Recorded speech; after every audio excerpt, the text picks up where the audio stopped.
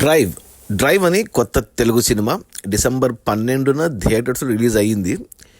ఆది పినిశెట్టి హీరో. ఇప్పుడు జనవరి 2 మొన్న శుక్రవారం నుంచి అమెజాన్ ప్రైమ్లో స్ట్రీమ్ అవుతుంది. నేను అంటే డిసెంబర్ 12 ముందు ట్రైలర్ చూశాను. ట్రైలర్ చూస్తే డ్రైవ్ కొద్దిగా హాలీవుడ్ సినిమాలాగా అనిపించింది. ఏంటబ్బా ఆది పినిశెట్టి డిసెంబర్ 5 అఖండ 2తో విలన్గా, డిసెంబర్ 12 హీరోగా ఈ సినిమా వస్తుంది అనుకున్నాను. బట్ అఖండ 2 పోస్ట్ పోనీ డిసెంబర్ 12కే రావడం, అదే రోజు ఈ సినిమా వచ్చింది చాలామందికి తెలీదు, అన్నోటిస్డ్గా వెళ్ళిపోయింది. సో అమెజాన్ ప్రైమ్లో రాగానే చూశాను. నేను కూడా ఈ సినిమా థియేటర్లో చూడలేదు. చూస్తే అమెజాన్ ప్రైమ్లో తెలుగే, స్ట్రైట్ తెలుగు సినిమానే. చూస్తే 1:45 ఉంది. చిన్న సినిమానే. ఇక సినిమా పేరుకు తగ్గట్టు డ్రైవ్ అనేసి, అంటే స్టార్టింగ్లో మనకు చాలా స్టోరీ మాటల రూపంలో చెప్పారు. అంటే ఆది పినిశెట్టి ఫాదర్ బ్యాక్డ్రాప్ ఏదో చెప్పారు, ఏదో పేపరు, పత్రిక, మీడియా అనేది ఏదో చెప్పారు. అక్కడి నుంచి స్టార్ట్ అయింది సినిమా. అంటే హీరో మన ఆది పినిశెట్టి పోలాండ్లో బయలుదేరతాడు కారులో. ఆ కారు వచ్చేసి టెస్లా కారు. టెస్లా ఇప్పుడు తెలుసు కదా మనకి, డ్రైవర్లెస్ కార్లు వచ్చాయి. సో అటువంటి కారులో బయలుదేరతాడు. ఆ కాన్సెప్ట్ అంతా కొంచెం కన్ఫ్యూజింగ్గా చాలా పెద్దగా ఉంది. అది ఆ మీడియా అదంతా పక్కన పెట్టేస్తే మెయిన్ కాన్సెప్ట్ ట్రైలర్లో ఏదైతే చూపించారో అది బయలుదేరతాడు. పోలాండ్ దేశంలో బయలుదేరి జర్మనీ బెర్లిన్లో పెళ్ళాం దగ్గరికి వెళ్ళాలి. అంతే, ఒక రోజులో జరిగే కథ ఇది. పొద్దున బయలుదేరతాడు, సాయంత్రంకి వెళ్ళాలి అక్కడికి. ఆ డ్రైవ్లో ఆ కారులో పోతున్నప్పుడు ఏం జరిగింది అనేది కథ. ఫస్ట్ హాఫ్ జస్ట్ 45 minutes ఉంది, సెకండ్ హాఫ్ 1 hour ఉంది.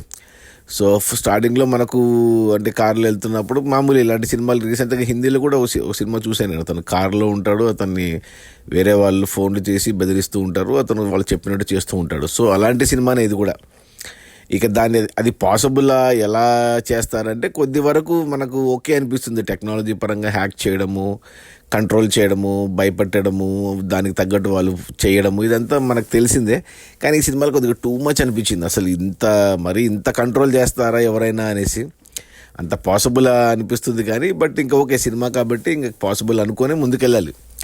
సో ఎవరు చేస్తున్నారు అనేది మనకు తెలీదు, హీరోకు తెలీదు. అంటే ఫేస్కి మాస్క్ ఉంటుంది విలన్ది. సో ఎవరు చేస్తున్నారు మనకు తెలీదు, హీరోకు తెలీదు. అండ్ ఎందుకు చేస్తున్నారు అనేది మనకు తెలీదు, హీరోకు తెలీదు.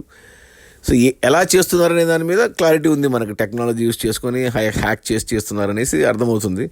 సో మొత్తం ఫారిన్ కంట్రీలోనే తీశారు. ఆ పోలాండ్ టు బెర్లిన్కి వెళ్ళే దారి, ఆ స్క్రీన్ ఏమంటారు, ఆ ఏరియల్ షాట్స్, ఆ కార్లో వెళ్ళే షాట్స్, ఇవన్నీ బాగున్నాయి. అంత రిచ్గా ఉంది. హాలీవుడ్ సినిమా చూసిన హాలీవుడ్ సినిమాలాగే అనిపించింది. పాటలు లేవు, ఏం లేవు, జస్ట్ అలా వెళ్తూ టెన్షన్ బిల్డ్ చేస్తూ వెళ్ళారు. మధ్యన మనకు వేరే character like hero wife character Madonna Sebastian కొద్దిగా కనపడుతుంది అక్కడక్కడ. ప్లస్ ఫ్రెండ్స్ క్యారెక్టర్లో మనకు ఎవరు కమల్ కామరాజు, మళ్ళా కొద్దిగా రవికృష్ణ అండ్ అనీష్ కుర్విల్, ఇలాంటి వాళ్ళు అక్కడక్కడ ఫోన్లలో వీడియో కాల్స్లో కనపడుతూ ఉంటారు. అంతే.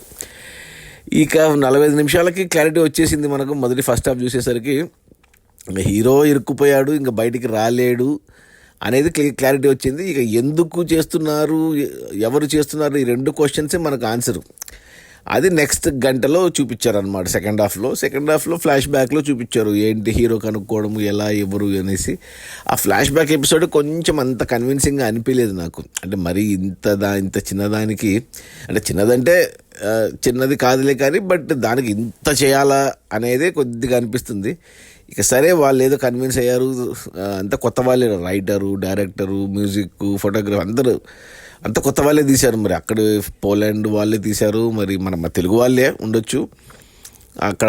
అంటే ఎన్ఆర్ఐస్ తీశారేమో అనిపించింది నాకు. సినిమా చూస్తే రిచ్గా తీశారు అంతే. అంత కన్విన్సింగ్ అనిపించలేదు, పర్లేదు, ఓకే అనిపించింది. ఇక క్లైమాక్స్కి వచ్చేసరికి అప్పుడు మనకు అంటే ఫ్లాష్ బ్యాక్ అయిపోయాక మనకు అర్థమవుతుంది ఎందుకు చేస్తున్నారు అనేసి. ఇంకా ఎవరు చేస్తున్నారు మాత్రం ఇంకా మనకు తెలియదు, హీరో క్లారిటీ ఉంటుంది, మనకు ఫేస్ తెలియాలి కదా ఎవరు అనేసి. అది క్లైమాక్స్లో రివీల్ అయ్యింది మనకు. అది కూడా సర్ప్రైజ్ పెట్టారు, ఒక మంచి హీరోనే పెట్టుకున్నారు. అది ఎక్స్పెక్ట్ చేయలేదు నేను. ఇక అక్కడితో సినిమా అయిపోయిందా అంటే లేదు. డ్రైవ్ 2కి లీడ్ వదిలారు. అంటే ఇప్పుడు ఇంతసేపు విలన్ హీరోని ఆట ఆడించాడు కదా, ఇప్పుడు హీరో విలన్ ఆట ఆడించాలి. అది కూడా కంటిన్యూ చేసితే బాగుండు. ఎందుకంటే 1:45 అయిపోయింది కదా, ఇంకో గంటనో అరగంటనో పెట్టుకొని కంప్లీట్గా చేసిండొచ్చు. కానీ వీళ్ళు అంటే ఈ సినిమా ఆడితే డ్రైవ్ 2 తీద్దాం అనుకున్నారేమో. అందుకు అలా దాచిపెట్టినట్టున్నారు. కంప్లీట్ చేసింటే బాగుండేది. బట్ ఓకే, అంటే కొద్దిగా ప్రమోషన్స్ కూడా ఏం చేయలేదు ఈ సినిమాకి. ఎవరికి తెలియదు ఈ సినిమా ఒకటి ఉందనేసి కూడా. ఇప్పుడు అమెజాన్ ప్రైమ్లో వచ్చినా కానీ చాలామందికి తెలియదు. నేను అన్ని సినిమాలు ఫాలో అవుతాను కాబట్టి పొరపాటున ట్రైలర్ చూశాను కాబట్టి నాకు తెలుసు. సో థియేటర్లో చూడలేదు కానీ ఓటీటీలో రాగానే చూసేసాను. సో ఓకే ఉంది, మూవీ బాగానే ఉంది, రిచ్గా తీశారు. అంటే ఒక హాలీవుడ్ సినిమాలు ఇష్టపడే వాళ్ళకి ఫుల్ అలా టెన్షన్గా గంట 45 నిమిషాల సినిమా అయిపోతుంది కాబట్టి చూసేయచ్చు ఒకసారి. ఇప్పుడు ఓటీటీనే కాబట్టి హ్యాపీగా చూసేయచ్చు. ఇంకా ఫ్యామిలీతో చూడొచ్చు అంటే హ్యాపీగా చూడొచ్చు, ఫ్యామిలీతో నో ప్రాబ్లం. సో ఒక సీన్ ఉంది, ఒక బికినీ సీన్ ఉంది, అది ఒక్కటి పర్లేదు అనుకుంటే ఫ్యామిలీతో, బట్ అదేమి ఇబ్బంది పెట్టదులే అది. సో ఇట్స్ ఓకే, ఫ్యామిలీతో కూడా చూసేయచ్చు.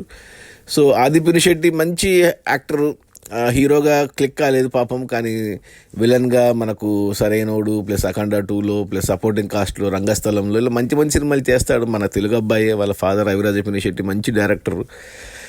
ఏమో మరి అంత ఉన్న సపోర్ట్ ఉన్నా కానీ పాపం మొత్తానికి ఏమంటారు కెరియర్ సక్సెస్ఫుల్గా లేదు.